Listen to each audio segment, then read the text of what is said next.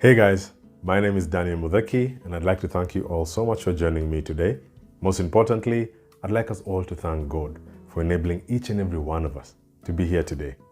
Guys, I always tell you, be very quick to thank God for a new day. There are many people who didn't get a chance to be here today as you have. And so be quick to say asante to God, for a new day is a gift and an opportunity for you to become better than you were yesterday. I know there are those who are watching and you're going through a very tough time. Your season is difficult. You have more questions than answers. But I'm here to tell you one thing, that no season lasts forever. You know, winter will come and winter will go. Summer is always on the way. And so I want you to believe that your summer is coming. Your good season is coming. Keep the hope and keep the faith. For everything you go through is for a plan and purpose. Well guys, as usual, I leave my details on the screen right there. And so if you need to reach out to me, feel free, send me an email, drop me a chat on one of my social media pages, and I'll make it a point to at least try and get back to each and every one of you by the grace of God. If you haven't subscribed to the channel, you better press the subscription button and the notification bell so that you're always alerted when we post a new video, which by the grace of God is normally each and every Sunday. Well guys, new week, new video. And today I'd like us to talk about a story in the book of Joshua.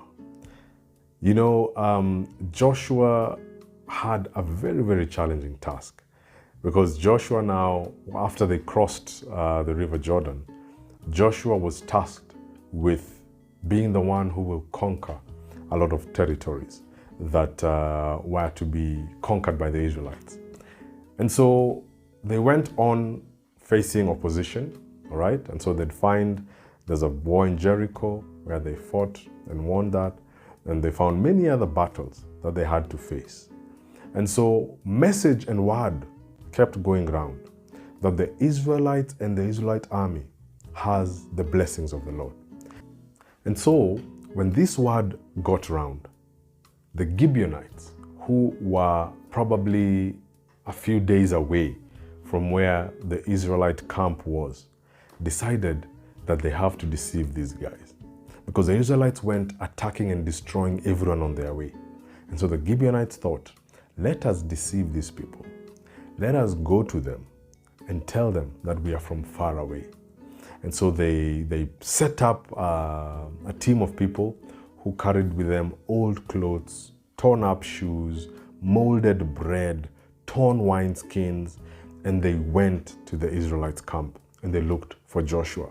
And when they met Joshua, they told him, Joshua, we are people from far, far away, and we have heard of the great triumph that the Lord God has given you and your people.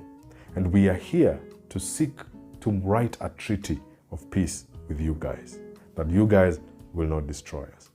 And so they asked them, but what if you guys are just our neighbors here and you're lying to us? And they said, no, look at the shoes on our feet. When we left home, these shoes were new.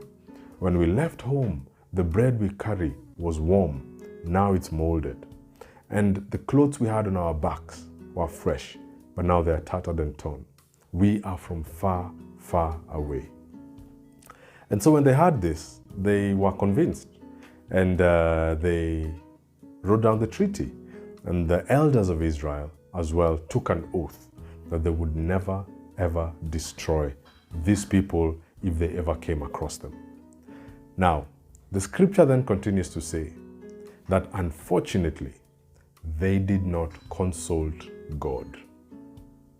They did not consult God. 3 days later, when the Israelites are continuing on their journey, they came across these people. And truly they realized that they had been deceived. They had been conned. You see, the Gibeonites knew that if these guys come, they'll destroy us, as they had done to previous kings and previous cities. And so they lied to them. But now the biggest challenge was that the Israelites and Joshua did not consult God before they made this decision. They did not consult God before they signed the treaty. They did not consult God before they took the oath. And you see, they had to stand up and they had to actually do what it is they promised to do. And so they did not destroy these people. But one thing I want to bring to light today is that a lot of us in our life are in such similar circumstances. There are so many things we are doing in our life today. Our careers, our families, our relationships, our businesses, our endeavors, so many things that we are trying to achieve in this world. But a lot of them, we have not consulted God. We have not taken the time to consult God if we should or not go ahead with a certain project or with whatever it is we're trying to do. And so with our own feelings, we go and make decisions. Right after the decisions have been made, we end up having made the wrong ones. And so sometimes we end up living with them. Sometimes we end up with the pain of the consequence that was there. You see, guys, I want to urge you today. There's so many things that you're doing in your life, and you've not taken the time to consult God. But when you find yourself in trouble, you run very fast to God and ask Him to help you. And sometimes it becomes difficult because He was never there from the start. He never gave you a blessing. God never approved for whatever it is you're doing. And so you used your own ability, you used your own might, you used your own strength to open a door, to close a door, to open an opportunity, or to do something. And so when things go wrong, you start asking God why. You see, the Israelites did not consult God. Because if they had consulted God, God would have simply have told them, these guys are phonies. These guys are con men. They're from Gibeon, which is right here, 3 days away from you. But they fell for the clothes. They fell for the molded bread. They fell for the torn shoes and believe that these guys are from far. How many times have you fallen for deception? A lot of you are in broken marriages or marriages that will break because you fell for deception. You fell for the look. You fell for the financial ability of the person. You fell for the type of family the person is from. You fell from the ability of them to do certain things. But if you look at it, it was deception. The world we live in today is full of deception. It is a world full of filters. People are using deception in a lot of things. And it has compromised the quality of people that we have today. And so, more important than ever, you must consult God in a lot of things. You must be in a position to seek God so that He can guide you to do what it is you want to do. But you see, there's also a trick here. Sometimes in life, you want something so bad that when you kneel down and pray, you hear as though God said yes. You want it so bad that you reduce the volume of the Spirit of God talking to you. And so you kneel down and pray and you hear God said, yes, this is the man. Yes, this is the job. Yes, this is the opportunity. But a lot of times, you hurt yourself. Remember when Paul said, I have crucified the flesh and its desires? You must be in a position to crucify this flesh and its desires and its wants. You know, the other day I was listening to a guy speak, and he spoke about the late evangelist, Reinhard Bonnke. Very great evangelist. He used to come to Africa a lot of times. I'm sure a lot of you know him. And so once he was having a conversation with Reinhard Bonnke, and he asked him, Reinhard, how do you pray for something that you really want? Something you really desire. How do you pray for it? You see, and Bonnke told him that I have learned to pray into neutrality. I have learned to pray until that thing that I desire most matters no more. I have learned to pray until I can completely take away that desire that is within me. Then and only then am I able to know or hear the guidance of God. But as long as you are not neutral, as long as your desire is still super great, then you'll still speak to yourself. Because God will speak, but you will shut him off. The Spirit will speak, but you'll shut him off. Because you've already decided. And so some of you are involving God as a checklist. I don't know if you get what I mean. You know, like a checklist where did I do this? Yes. Did I do this? Yes. Did I do this? Yes. Did I do this? Yes. Oh yes, did I pray about it? Oh yes, I did. You understand? And so you're not really seeking God to give you guidance. It's like you're giving him a document to approve.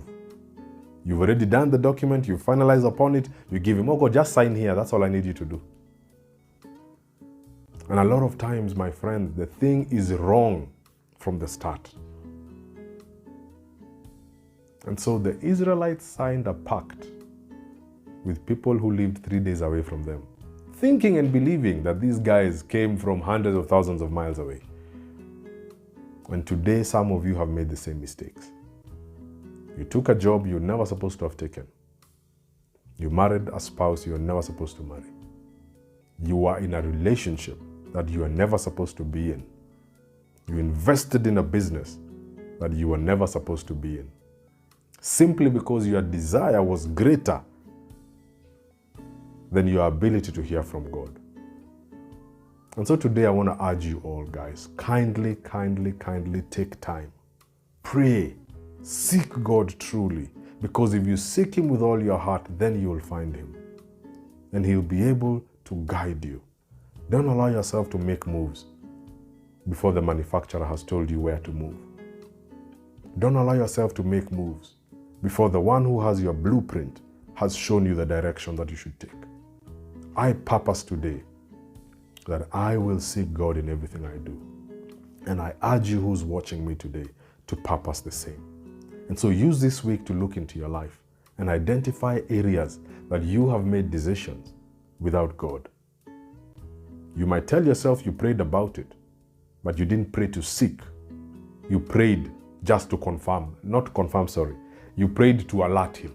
By the way, have I got that email that says FYI for your information? Some of you pray to God as FYI. Not that you're seeking him to guide you.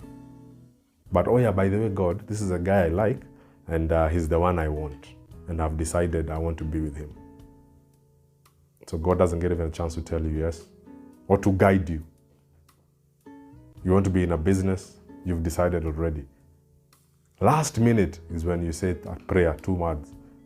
And so later when your business collapses and somebody asks you, did you pray about it? You say, yes, I did. I prayed about it. I don't know why God allowed it to fail. My friend, your prayer was FYI. And so from today, I urge you guys to truly seek God in all you do.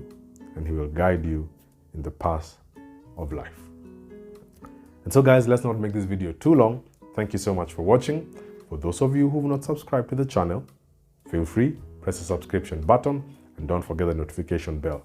But most importantly, share these videos with your friends and family. Share them with your colleagues. Share them with people you believe need to hear this word so that we can spread the gospel farther and wider to everybody who needs to hear it. Until next time, take care of yourselves, God bless, and keep safe. Cheers.